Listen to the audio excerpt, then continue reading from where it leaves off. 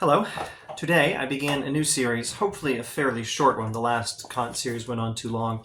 This new series will be on the Enchiridion of Epictetus. If you want to call him Epictetus, you can call him that. I've heard it used that way. I always say Epictetus.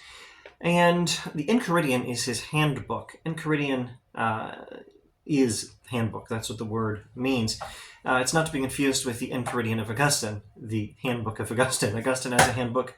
Epictetus has a handbook. Also, don't get confused over Epictetus. He's not the same guy as Epicurus. For philosophy beginners, you really don't want to mix these two guys up. Epicurus teaches Epicureanism. Epictetus teaches Stoicism. And if it helps as a mnemonic device, use those prominent T's. Epicurus teaches Epicureanism. How about this? Epicurus endorses Epicureanism. Epictetus teaches Stoicism. There are prominent T's there that you won't find with Epicurus. Epicurus endorses Epicureanism. Epictetus teaches Stoicism. All right. Who is Epictetus? Before we look at something in the text. Epictetus is a Greek Stoic philosopher in Roman times. The Enchiridion is written in Greek, not by him.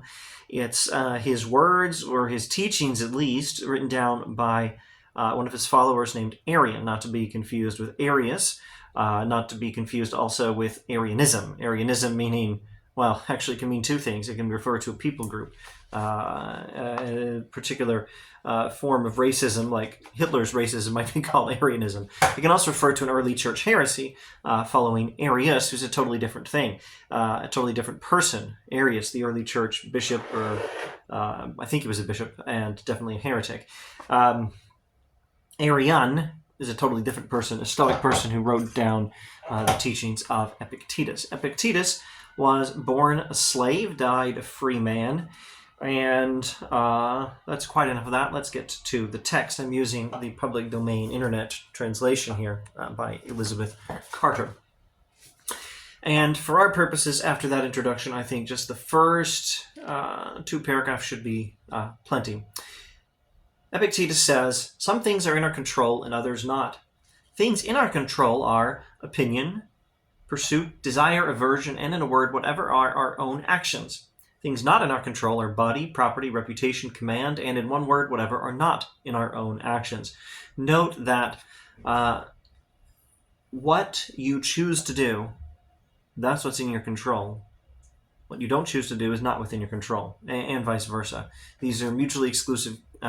These are first two overlapping categories, two sets of overlapping categories, and those sets don't overlap with each other at all. Things in our control that are our own decisions, same category. Things not in our control that are not our own decisions, same category. Also note that the things within our control are mental things. Even your own body is not completely within your control. What is in your control is what you decide to do with yourself, in particular your own mind. Opinion, pursuit, desire, aversion, that's within your control. What you believe, what you want, what you aim to do or attempt to do, and in some cases even what you actually do is not within your control if it depends on your body. You decide what you do, that's your own action. But in some cases, what you do is really an attempt to do something with your body, which may let you down. The spirit is willing, but the body is weak, says Jesus. Body, property, reputation, command, that's not under your control. That's not your own action. The things in our control are by nature free, unrestrained, unhindered, but those not in our control are weak, slavish, restrained, belonging to others. Remember then that if you suppose that things which are by nature slavish are also free, and that what belongs to others is your own, then you'll be hindered. You will be hindered, and you will not be happy if you think that things that are outside of your control are. And if you think that things outside of your control are free, then you'll be upset. This is the same teaching as you find in that great poem, Invictus, I believe it's called. Morgan Freeman said it well in the movie Invictus. I think whatever gods may be for my unconquerable soul, I think is how the poem starts. There's a description of how what we choose to do in our own souls is entirely in our control and entirely free, and everything else is not. And so you can have complete freedom in prison. if you follow this philosophy, at least according to this philosophy. The mind remains free. That's the teaching of Stoicism. Oh, and live like the mind remains free. Live like you know that the mind remains free and nothing else does. And in short, don't stake your happiness on anything outside of your own control. That's the Stoic teaching.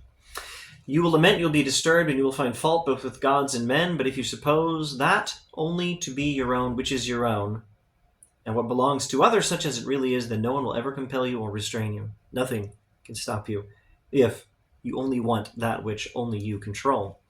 Further, you will find fault with no one or accuse no one. You will do nothing against your will. No one will hurt you. You will have no enemies, and you will not be harmed. And as the Stoic poem says, I am the master of my fate. I am the captain of my soul. No one else is. And well, that's quite enough for now. Thanks for watching this brief intro to the Enchiridion of Epictetus. More, God willing, next week.